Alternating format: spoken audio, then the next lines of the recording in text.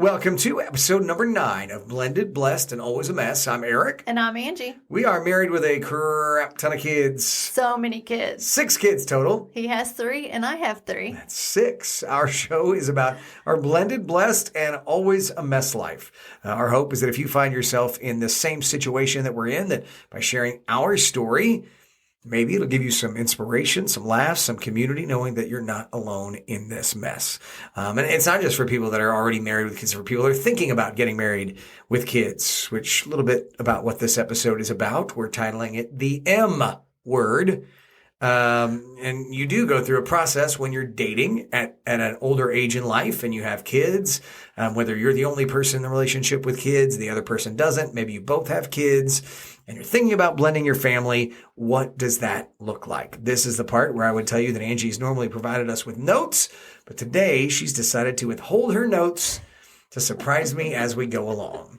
A little pressure for you. That doesn't even bother me. Yeah, so you should be. This is actually how I free exciting flow. For you. This is my world right here. Get the honest reaction, heat of the moment. Boom, boom, boom. Here we go. Rapid fire. So a lot of our episodes up until this point is really just providing you history of how we met, how we started blending our kiddos, our family, and then some of the challenges that we ran into. So the last episode, we talked a lot about our differences and how we work through them. Or haven't, the dishwasher. Most of them. Right. So, I think if you're following along in our journey, we're kind of at a point where the M word comes up. That's where people would say shit or get off the pot. Yeah. Right. So, but I remember our very first night just chatting back and forth, Facebook like our messaging. First date night, our first night just chatting on Facebook. You were very clear, I'm never getting married again.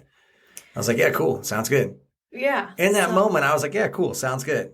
But things change as you get into a relationship. I think a week later you wanted to marry me. Oh, no, I wanted to marry you 3 days later when I first met you. That's where you keep getting thrown off course. You don't understand. When I met you, all of a sudden I knew I was going to want to marry you. But yeah, I wasn't there. I didn't bring it up yet. Yeah, I was not there. And I think for a lot of people, when you talk about marriage, it's like this exciting time and you're full of joy and oh my gosh, when's he going to ask me? Not for you. And not for me. I think I had PTSD. And so for me, it was more when Aric would talk about the M word. The future. It would give me anxiety. Oh, I was all about planning the future. It really was the M word for me. Like first we had the girlfriend issue, right? Right.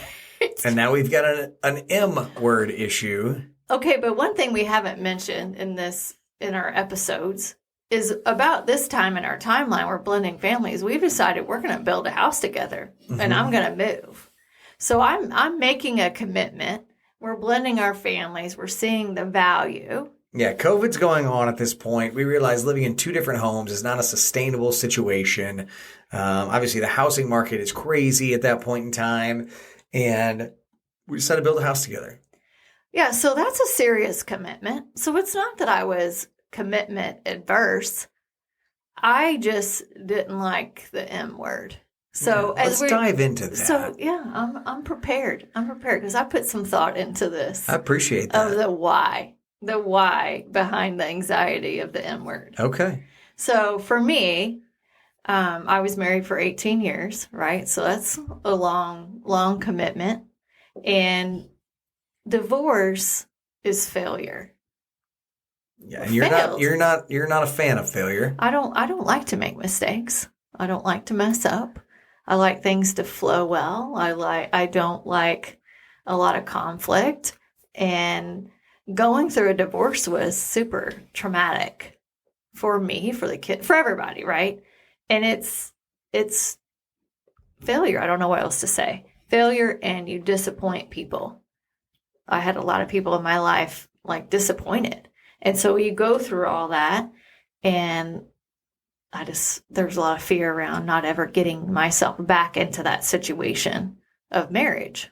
I think that you and we talked a lot at that time, and you shared with me those fears and the fact that you didn't want to disappoint anybody again. You didn't want to go through all of that and splitting up a home and splitting up things like that. We talked about that a lot. Yeah, we did. We spent a lot of time talking about it's a complete uproot, right? And so if you make that commitment to each other and you don't have the marriage and the divorce aspect to it, then in my mind, this is my thought process of being anti-M word, is then that eliminates all of that risk. So you're looking at it as we can date forever and have all these commitments. Yeah, and then I'm if we okay break with up, that. it's just a breakup. Then it's There's like, no there's failure no there. like, oh my gosh, there's divorce. And then you go through all of that legality and just the failure association with it. That was in my mind.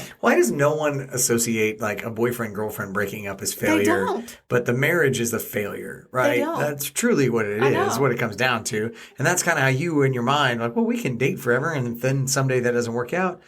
It's just over, even though that could, in theory, be a failure, but it didn't seem that way. But marriage not working out, that would be a failure. Well, and I guess for me, I didn't see the benefit of marriage. I really didn't. I know that sounds so bad to say it. We've had this conversation before. I'm not going to lie to you. It always stings a little bit. I don't ever feel great about it. I'm always like, okay, thank you for your honesty. I really appreciate it. I'm sorry. But it was kind of like, well, what is the value of a legal piece of paper that defines that you're tied to me and I'm tied to you? Why don't you just make that actual commitment to each other? And that is what matters.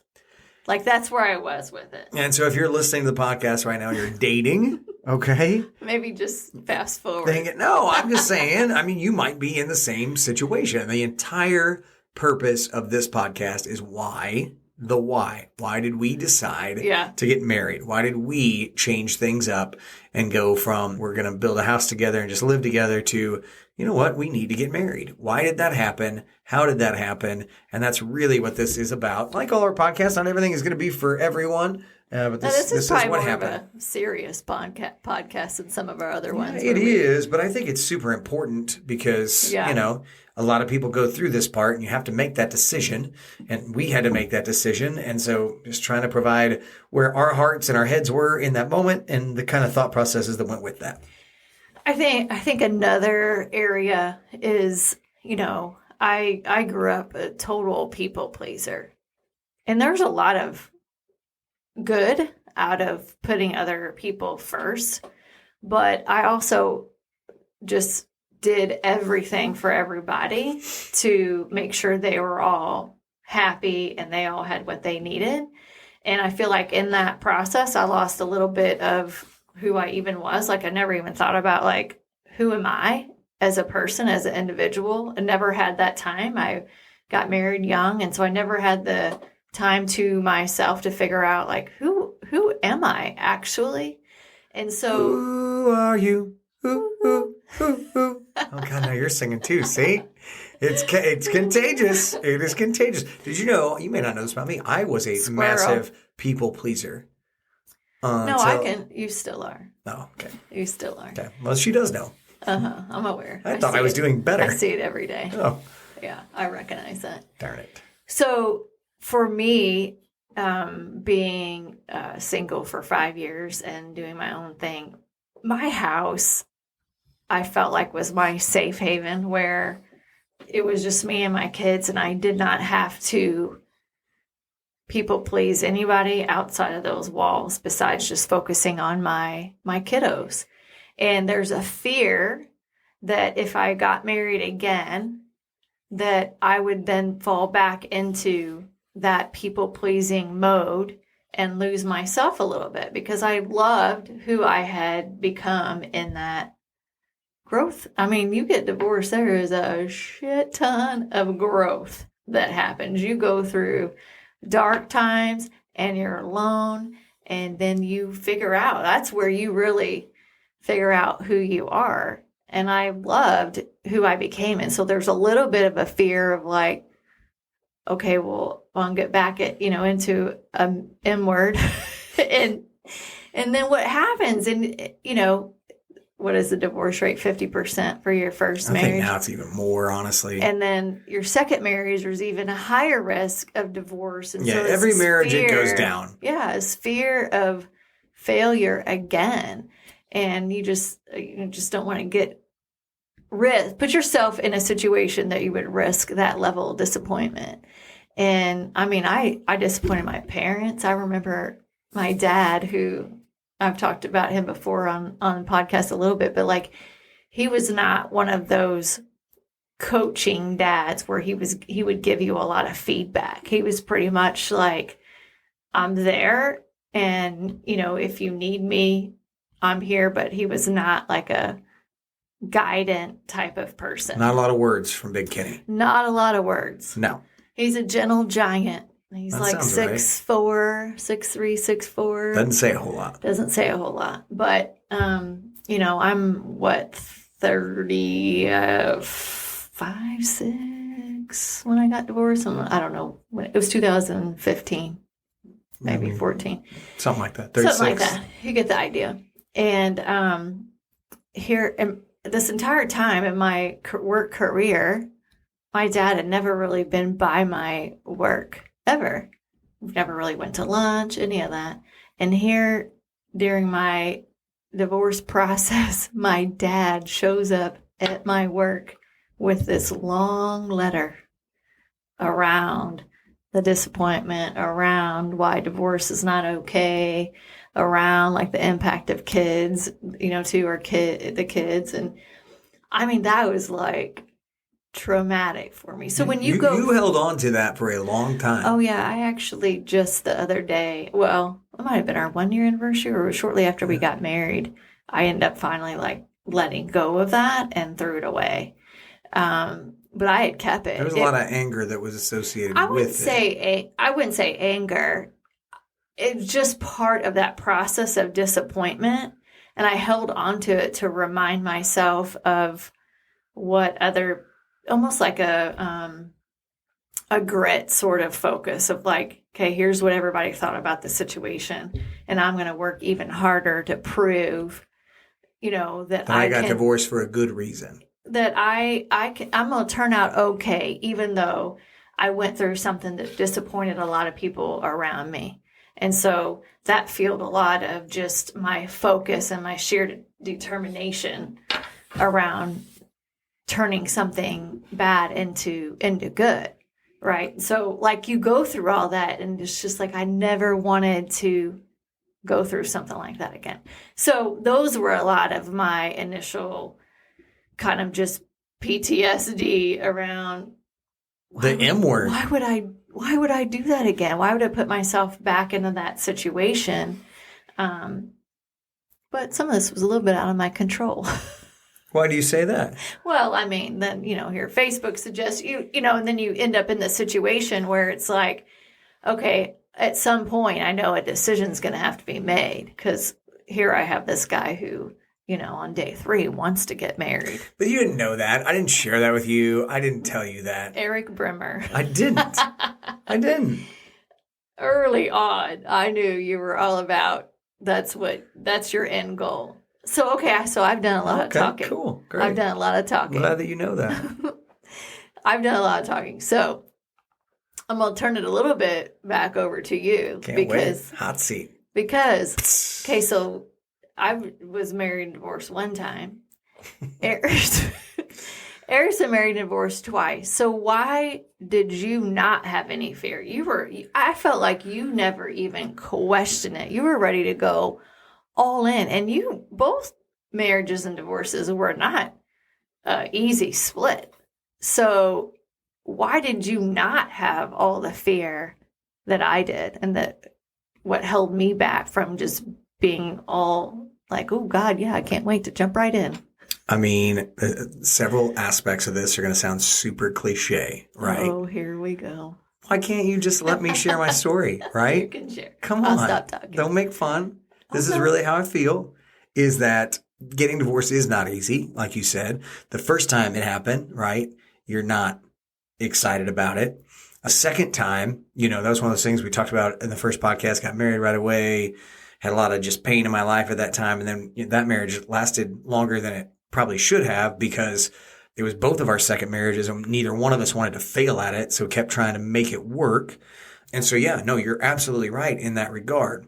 I continue to be a bit of a hopeless romantic in the fact that I knew that in my marriages, I had not found someone that I felt like really I was the one for that person, right? Like, just was not the person that they actually really were invested in spending the rest of their life with. And so kept thinking that was probably out there. It was just the hope that I had, whether I knew for sure or not. So I was fine to just be alone and have fun and do all the things that I was doing. I liked what I was doing.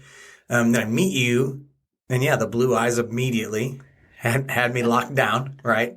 Me in the coffee shop, that high rise in Jefferson City, and like the blue eyes get me. But then I also could feel our conversations were really deep right away. And in those conversations, I felt like I could openly share a lot of things with you. I also could see that you were sharing a lot of things with me that you had kept for a really long time. And at the same time, all the walls that you felt, that the home that you felt was your safe space, all of that was really not super sturdy, right? As much as you in your mind believed you had built this safe, sturdy thing, you were really just trying to keep out all of the actual good things that could happen to you and protect yourself. So really, I felt like once we started spending time together and our family started spending time together, the good far outweighed the bad and how that was all going to play out.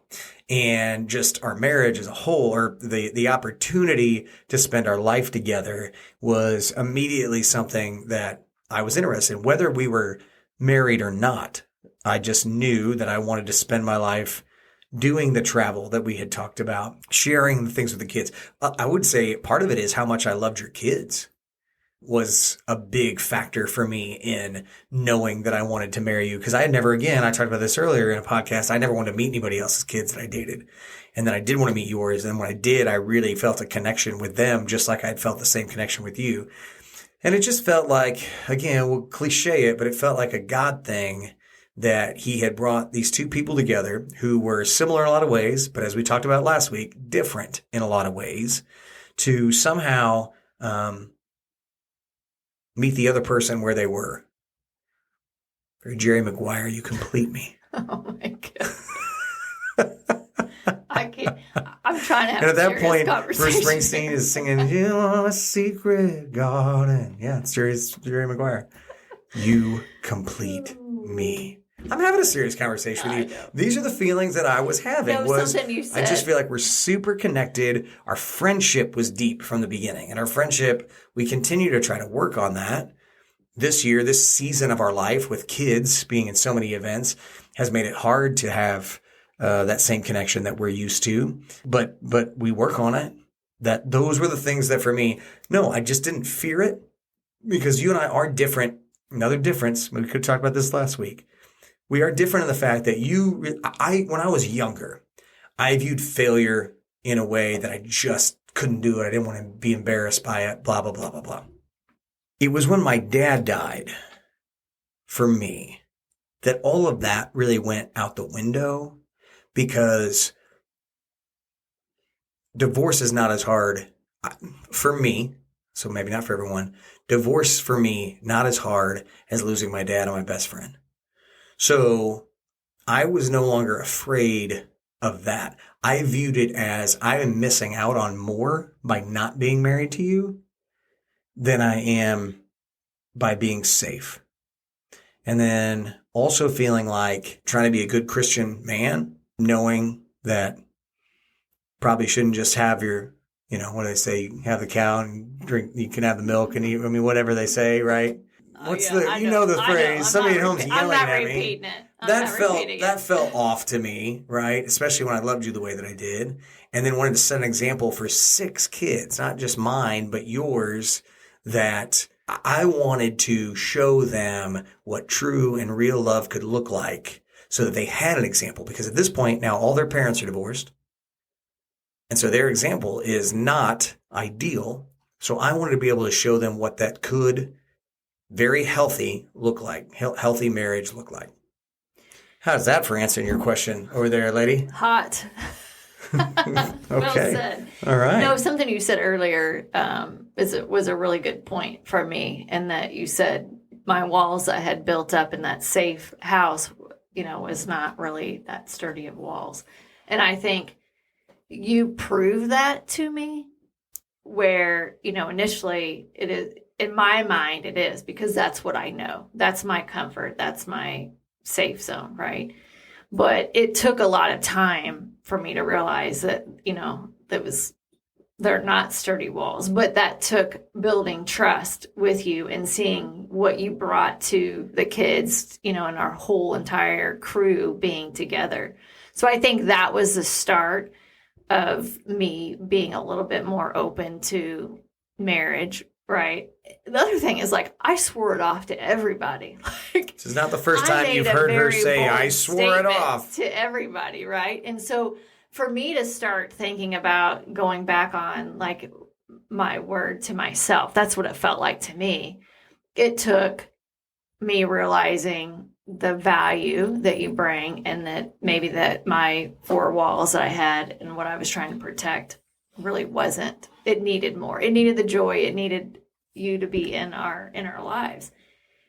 But I think what was really a little bit game changing for me is, we've shared too, neither one of us really knew how to blend a family.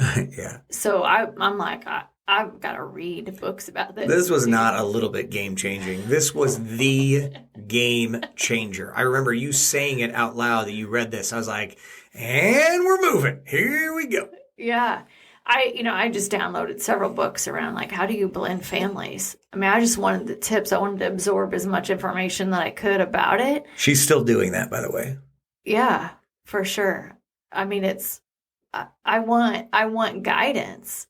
And so anyway, I had read this book. It's called Building Love in a Blended Family by Gary Chapman and Ron Deal. And they really took a lot of different family scenarios and then kind of work through, those particular challenges for that family. And literally this book had it had me in it. It was me. What? And it was his family had blended, and he wanted to get married and she wasn't sure. And, they had kids living together. And the thing that they said that I don't remember, a lot of details around it, except when I was reading it, it's like, oh my God, this is me. But the one thing that they said in there is that the kids need to see the level of commitment that marriage brings. They've all went through loss, and for them to feel safe and secure in that relationship, in that home, that marriage gives them that level of commitment that makes them feel safe. And it was like a complete aha moment, because I am so focused on the kids and want what's best for them that the marriage thing and the concern was all about me. It was not I was not thinking that the kids needed that level of commitment to really feel like this was going to be a safe place for them. And it was like, holy shit. Can't believe how selfish you were being. I know. This all whole about time, you. I know. It was all about my fears. And the minute I read that, I'm like, oh my God. It was like the clouds lifted and I could see. I never thought about it that way. I never thought that the kids would want that, right? Like it was like my legal document, not. No, now you're making fun of me. Not making fun of you. I'm thinking about how this is actually, I've thought about this now that you're saying this. This happens sometimes. And Angie she'll sometimes get herself spun up on something to where in her mind, she's either said she's going to be a certain way or she's this, that, or the other. And she'll sit on it for quite a while. And I can see it happening. And then I think they call that strong-minded. And then you'll read something or you'll go visit with someone like in Sedona last year. And that's a totally different topic. And all of a sudden you come out and you're like, oh my gosh, I've been doing this. I think really it's a timing thing. I think it's a timing thing and what a place and time that you're at. if I maybe would have read that 4 or 5 months ago or, prior to that, I don't know if it would have resonated. It's like things happen for a reason at a specific time when you're open to receive it. That's a very good way to put it. And so I think we worked up to a point to where I was starting to kind of be more curious about the value of it. And then I read this and it's like, oh my gosh. Okay, now that makes sense. So now she's a little more open to the M word. There might be an occasional conversation about it now. It's, it's good. In my mind, that's really good because, I know that I love this woman and I love this family. And I think, and so men are wired differently in the fact that I do think that everyone will agree with this. God wires men to be protectors in some sense, right? Like I feel wired on a daily basis to protect you and our kids. And so for me, there was kind of I'm crazy in love with you. I also want to protect you forever, the kids forever. I want to do all the things that I can do, whatever that looks like. So for me, I felt like I was better able to do that in a marriage setting, whether that was right or wrong. I'm not saying that I was right about that. Yeah, I think you could have protected me, but maybe so. But in my mind, it felt like that was where this should go, what it should be, and I still felt like I wanted my love story. That's the selfish part for me. I wanted my love story, and ours was a pretty damn good one. You wanted to say I was your wife. Ours was a pretty damn good one. All right, I was pretty proud of you. I still am. You excite me every day. And so, I did want to be able to say, this is my wife. This is my person, not just she can walk out the door tomorrow. Not that you couldn't. It would just be more difficult now, right? But this is my person. Those things started to progress a little bit. I don't know what your notes say from here because I haven't seen them today. Well, I'm going to go off topic a little bit because you just reminded me of a feeling. Okay. When you said you felt like you needed to protect me.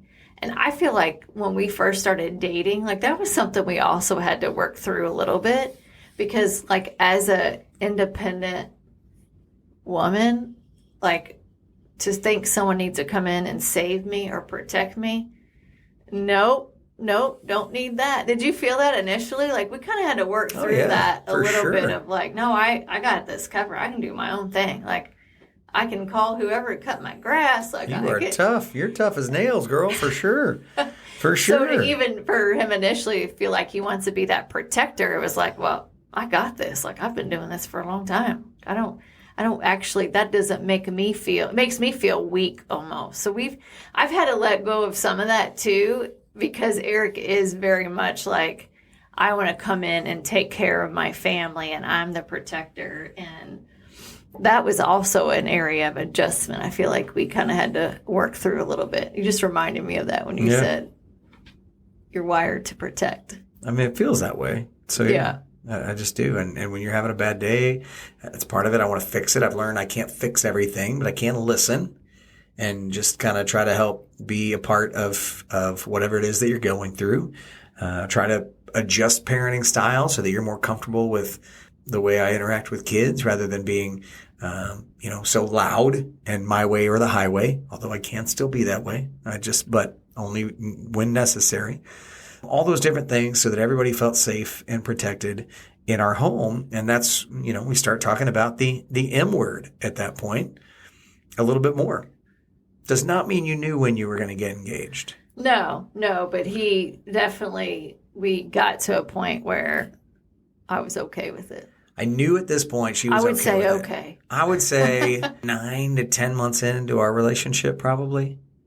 You turned a corner and it was, I could tell you were okay. We were close to a year. Yeah. Yeah, because that was the other thing. We also had this conversation. Like, we're gonna be together for a year minimum. Before we get engaged. Yeah, there's no need to, just rush into that. Yeah, we don't want our kids to do that. No. And we decided we were going to be together at least a year before we got engaged. So yeah, we did that. So I know she's open to the idea of marriage. So now you got to start putting together that proposal. How is that going to look? What is that going to look like? I don't know if you know this about Angie, but she embarrasses rather easily. So easy. So I'm immediately like, hey, let's do this in the middle of a football field with 80,000. No, I was not. I knew better than that. She would have said no if I would have done something stupid like that. So at that point, the Old Dominion song, One Man Band, came out. If you've never heard it, it's about like not living your life alone. And we both really liked it. I don't want to be a one-man band. I don't want to be a Rolling Stone alone. And we were like, okay, let's not be a one-man band. So putting the proposal together, trying to make this thing good, because I know that neither one of us have had like great proposal stories at this point in our lives. We just haven't. Some of that has to do with your age when you get married young. And so I want it to be good. So I did work with your little sister, Jessie, to make sure that she approved of the ring beforehand, because I didn't trust that I was going to do it just right. You have very specific taste. At that point, I noticed, pinned on Pinterest some rings. So I had a little bit of a vibe of what I was looking for. So I get it. Jessie approves. I think I even took it down to get my hair cut and showed it to Jessie. She approved. And then... Because she's his hairstylist. Yeah, Jessie, my hairstylist. And she makes me look this good. And so we go to Mexico. You want to talk about nervous trying to get an engagement ring to Mexico and not lose it. I stored it like in my backpack on the plane, so it was always with me. And then we get to the room, and I had to hide it in the room in a safe so that you wouldn't find it even. And we had a very private, this was like one of the coolest trips I feel like we've ever been on, because it was a very private bungalow over the water. We just like read all weekend. It was beautiful. And then we decide, second or third to last day there, to take a ferry about 30 minutes over the ocean to... This is during COVID, by during the way. COVID, to Cozumel. It was like when things were kind of open, that September of 2020. And go over to Cozumel, and we get there, and it is a utter shit show. I mean, it is the thing that Blended, Blessed, and Always a Mess is based on. That day was a mess. Well, the ferry. Let's just talk about the ferry. Yeah. I mean, I had a vertigo scenario happen before that, right? And then we get on, not on the trip, but like balance kind of just was off a little bit. And it's during COVID, jammed, packed. Shoulder to shoulder on this ferry. Like no room to move. Mask up and just claustrophobic city. Not ideal. Not ideal. So then I'm sitting there thinking, oh my God, why do we go and take this ferry, spend a day, hard telling what this is going to be like. You know, in my mind, I'm thinking we could have just been laying out by the bungalow. In the meantime, she doesn't know I've got a plan. Like I'd already talked to our butler about a good beach to go to that I could propose on. And so, we before we get on the ferry, they've got all the people standing around like, oh, rent this Jeep when you get over there. And so I'm like, yeah, sure, let's do that. I've done this before. Well, this guy wasn't a good guy. Okay. So I paid him to rent a Jeep. It was like, I don't know, $85. We get over there, go to where he said, nobody's there. There is no place. No, there wasn't. It didn't we work out. wandered around. We tried to ask people. We finally stumbled across this like boneyard of Jeeps. So that guy rented us a Jeep for a little bit more. And we take it, and it is a POS. It's a POS. I mean, the doors the doors would fly all the way open. Like there was no like hinge thing on it. The gauges didn't really work. The gauges didn't work. Check engine light on. The exhaust thing was like completely jacked. This Jeep was... Oh, I couldn't drive a stick. Oh, I know. That's where I was like, you're missing the main point. The main point is we go to get it, and they're all 5 speeds. And guess who can't drive at 5 speed? I can, not well. It wouldn't have gone well in Mexico. Well, I guess I'm driving this POS that I'm not even sure it will run. Check engine lights on the whole time. And I started up, kill it right away. I mean, the gas light's on. Then we had to try to go find a gas station. You want to talk about making Angie nervous and upset. Now, these are the kind of things I live for, okay? I'm all about the experience. I'm all about the adventure. It made a memory. That is what I remember about that trip, this Jeep that was god-awful. It was red, my favorite color. And so, in my mind, I was like, this is life. This is what life's about. It's making memories, experience. She's freaking out. I could tell. find a gas station, put some gas in it, and we drive around for a while. And Seatbelts don't work. Seatbelts didn't work. No It was a seatbelts. disaster. And we get to this beach. And the beach was nice. Not the first one. First one we stopped at. Oh, yeah, that was trash awful. Was everywhere. Oh, my God. Yeah, that one didn't work out. No. So we go to this next one. And I'm like, oh, yeah, that's the one that the guy said. So we go there, and you have to drive like way out to it. So we're driving through all the stuff, and we get out there, and we're settled. Yeah. And we're settled, and it's nice. We're enjoying the beach. I tell our waiter, I'm like, hey, I'm going to go propose. I need you to take a picture. And so we go down to the water on the beach. He takes a couple pictures. Angie thinks we're done. You asked the guy if he would take a selfie with us. You're like, hey, he's going to take her a picture. Okay, so we go stand with the ocean behind us, and we're facing this guy. And like those little waves and stuff. And there's some people on the beach, which makes Angie uncomfortable already, that we're taking pictures with people watching. Yeah. I mean, we could have just did a quick selfie. Like, why does this guy need to come out here and we make a damn scene? That's what I'm thinking. And then all of a sudden, you guys see what I'm dealing with here? This is constant deal. You try to have a surprise, you try to do something fun, and she's constantly like, why are we making a scene? Why are we having people watching? Blah, blah, blah, blah, blah. So then the funniest part of it all is that I thought like the sand gave out and he kind of like lost his balance. And then him just being funny, he gets down on one knee. And then I'm like, oh, I didn't lose my balance. He didn't. That was planned. But in my mind, that's what I thought. I thought he lost his balance and started to fall. And then just being stupid, he just gets down on one knee. And I literally say to him, oh my God, stop being stupid. Get up. What are you doing? Yeah. And he just stays down there like he's on one knee.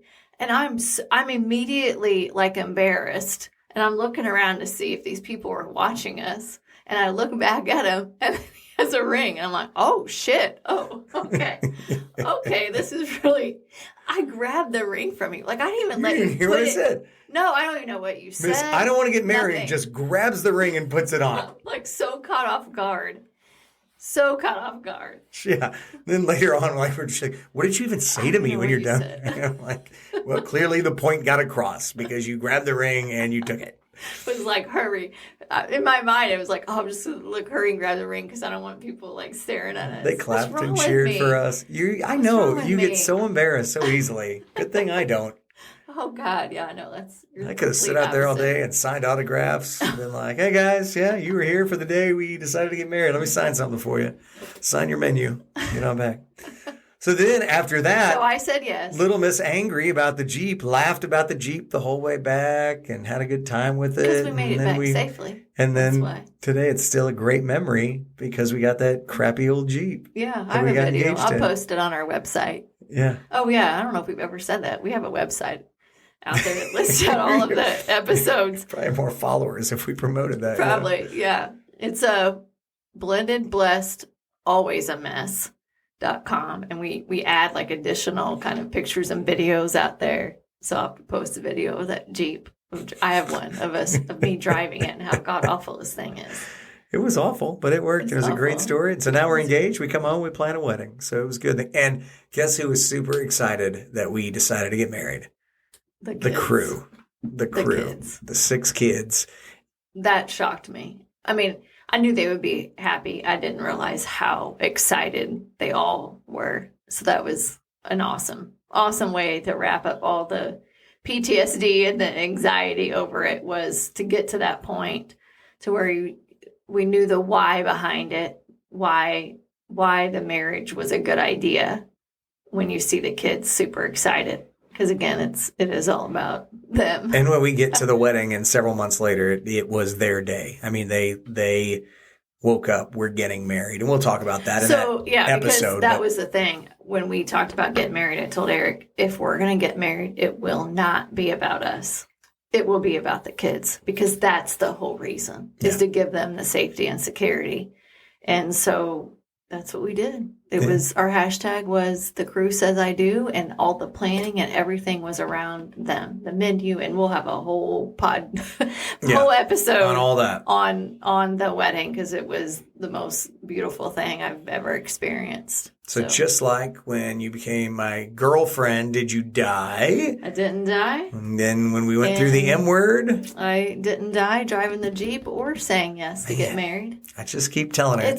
She'll listen to me sometimes. Life's a classroom. Like at the end of the day, life is a classroom and you learn every flipping day. Great job, Nostradamus. I know. I mean, it's growth. It's growth. And I think when you're younger, you think that when you're older, you just have it all figured out. You don't. Yes. You don't. No, we're still figuring it out. You just learn and I think the takeaway is to always just pay attention to your feelings, right? And emotions and just being able to work through that because they're not always right. A lot of it is more of a defense mechanism to protect yourself. And so you have to be able to work through that to be able to then trust and find that joy in life again. You've done a great job of letting your guard down, honey. You helped me. So you built the trust. So still like to embarrass you. Yeah, that's never going to go away. No, because I'm good at it and you're really... I'm always going to be private and not want to make an ass out of myself. On that note, we're out of time and I'm going to go kiss her face off. So, oh my God. So with that being said, we'll see you guys next week for Thanks for listening. Episode 10 of Blended, Blessed, and Always a Mess. We appreciate you. Have a great week.